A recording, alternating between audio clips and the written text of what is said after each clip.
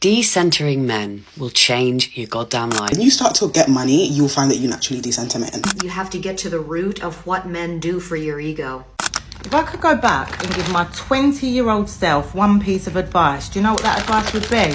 I made a video a while ago about how when you start to get money, you'll find that you naturally decenter men. A lot of people, right, pedestalize and center relationships because of their fear and their belief in their inability to build a life that they actually desire by themselves. Let's be real. Because if we're going to talk, we're going to talk. If we're going to talk about it, we're going to talk about it. If we're going to be frank, let's be frank. Okay? Girls, okay, who figure out a formula to building a life they are happy with, right?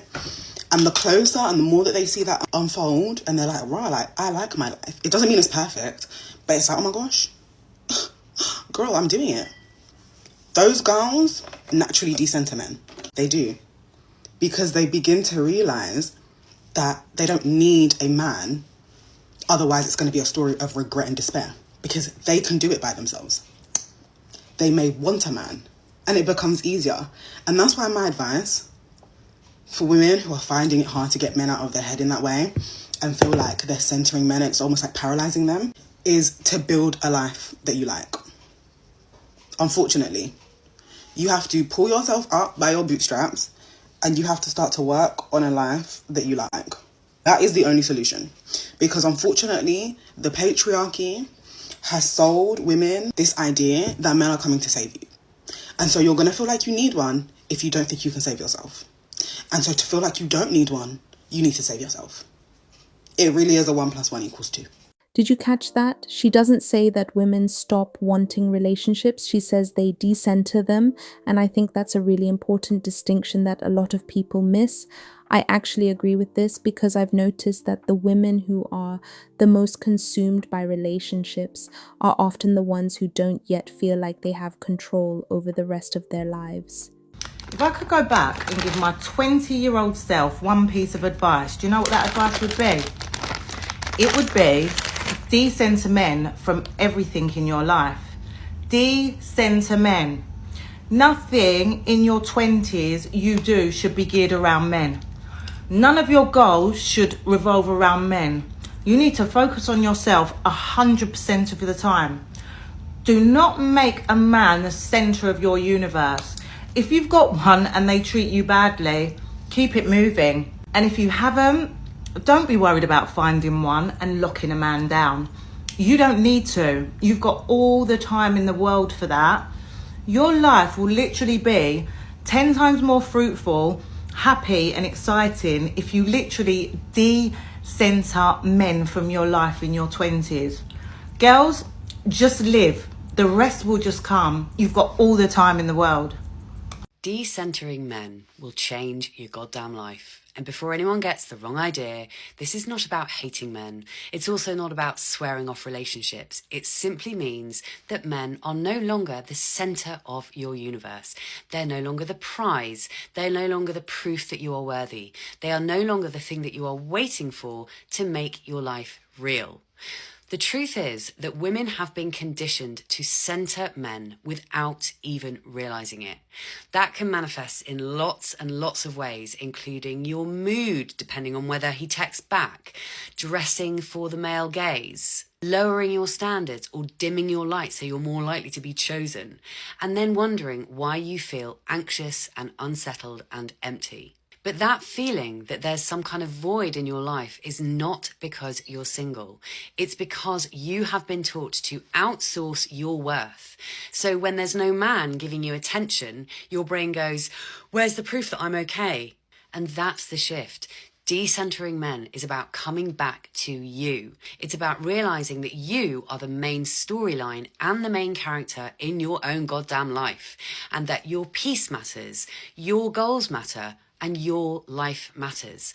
And when you start living from that place, everything changes. You stop shape-shifting in order to be liked. You stop chasing, you stop settling. And instead of asking, do they like me? You start asking, do I like them? A romantic relationship should be an addition to your life, not the foundation of your self-worth. And when you truly get that, you finally stop waiting to be chosen and you choose yourself. Decentering men is not about not interacting with men. It's more about managing your expectations with men. It's about realizing that most of the men you interact with are not going to be that guy.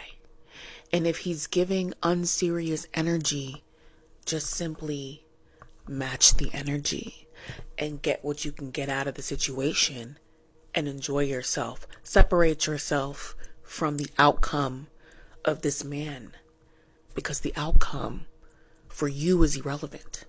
The only way the outcome becomes relevant is if he makes it relevant. I'm going to give you an example. You can have consensual, safe relations with men and take them unseriously because that's how he's acting. But if this man behaves differently, then you can move him out of that unserious category and into a considerate category. That's what it means. Just manage your expectations around these men. Whether you agree with every example she gives or not, I think there's a valuable principle here. A lot of people get hurt because they create a whole story about someone before that person has actually shown them who they are. They start imagining the future, assigning intentions, and expecting commitment from someone who hasn't demonstrated that they're offering it. Managing your expectations does not mean becoming a cold person. It means allowing people to earn a place in your life through their actions instead of your imagination. And I think that's another way of decentering men. Instead of immediately asking, where is this going? You're paying attention to what they're consistently showing you. You're letting reality guide your expectations instead of wishful thinking. In order to actually decenter men, you have to get to the root of what men do for your ego. We talk all the time about toxic masculinity, but we never mention toxic femininity, and it's a big problem. The feminine ego manifests itself in a myriad of ways that we don't ever talk about. I don't really want to get too far into that, but if you're having a hard time decentering men, you have to get to the root of what men provide for your ego and then provide that for yourself. Do you look for reassurance, stability, safety, protection? Is it a power thing? Do you just want to know that you have power over men? The Jezebel spirit. Because if it's that you just like to have power over men, that means that you have externalized your own power. And you're using an object outside of yourself in order to reclaim that power. If you've followed my page for a while, you know that my fundamental philosophy, the vantage point, the worldview through which I filter everything that I have to talk about, is that everything external to yourself is a projection of the self that has not been integrated. So if you are seeking a father figure, you need to integrate the inner father figure, the inner masculine. If you are seeking validation, you need to self-validate. If you're seeking love and affection and there's a neediness, you have to provide that for yourself. You've got to stop using objects to elicit an inner state. That's literally the definition of externalizing your power. You're giving your power away to an external object because you can't self-sustain. And I'm here to remind you that you don't have to use objects to summon a state. This is the whole gig. You gotta get good at self-sustaining, at conjuring a state without using external objects to get there. You have to learn to love yourself all the way. Why aren't you loving on yourself? Why aren't you laying down to bed at night and holding yourself? Why would you wait for that? Because then you're at the mercy, again with the codependency, you're at the mercy of finding someone to fulfill that for you and making the concessions that come along with, whoever happens to fill the void for the time being. I can't in good conscience condone that. You don't need the object. Get there. You want to feel secure? Get there. You don't need a man for security. You don't need a man to make you feel powerful, to make you feel beautiful, to make you feel whatever. Feel it right now.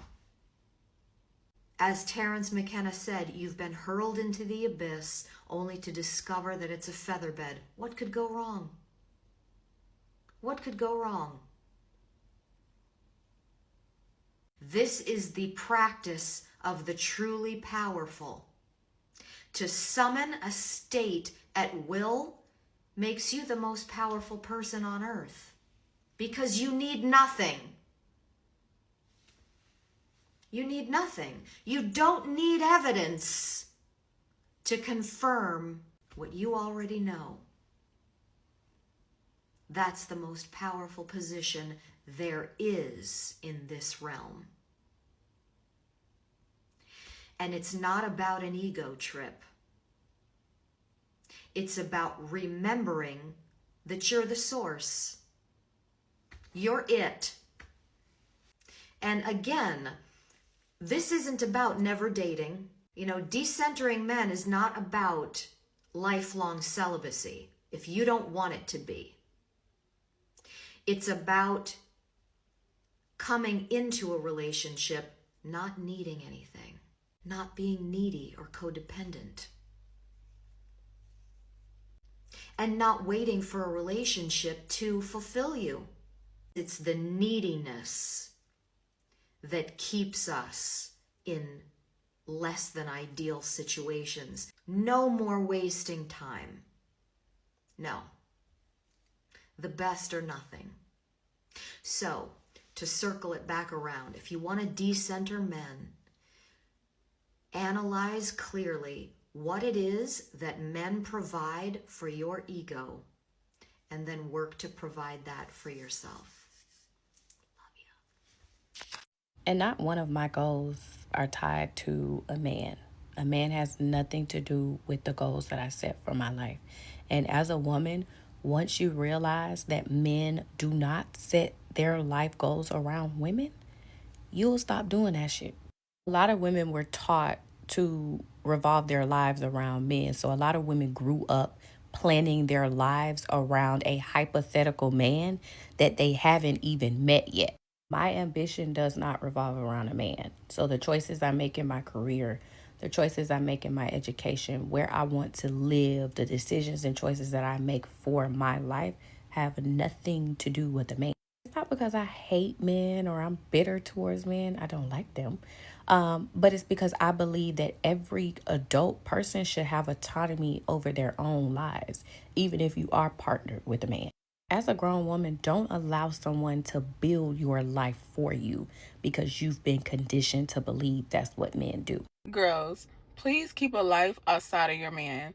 I cannot tell you how many women I've met that had so many dreams, goals, aspirations in this world, but as soon as she got with a man, she became dormant. I had a friend a couple months back, and she had so many goals, and she wanted to start a business, had so many dreams, but it was like her man slowed her completely down. She put everything he wanted before her own things. Like, she could never do anything. And honestly, it was like she didn't want to do anything anymore that she was with him. Like, she just wanted to be with him, sit in the house. Like, she wasn't fun anymore. We didn't hang out anymore because she always just wanted to be with him. Mind you, like I said, my friend had so many goals and aspirations in this world, but she wasn't accomplishing anything because she just wanted to be with him, and that was it. When you're with someone and all your dreams and goals just get thrown out the window, or you become immediately lazy with them, then that is not a good sign that you should be with them. Because a man that truly adores you and honors you and value you will want the best for you, and it's always going to strive for your greatness. And he see you not accomplishing anything and becoming lazy, he's going to tell you need to get up and do what you said that you're going to do. It should only be a constant push in a relationship. It should only elevate you from where you are.